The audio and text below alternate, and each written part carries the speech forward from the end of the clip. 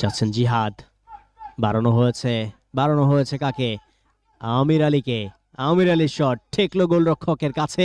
আমির Ali, Amir Ali, brilliant brilliant football, big opportunity, big congratulation. Amir Ali table topper, অর্থাৎ তিনি এবারে একক মালিকানায় সর্বোচ্চ স্কোর করলেন, টপ গোল স্কোরার।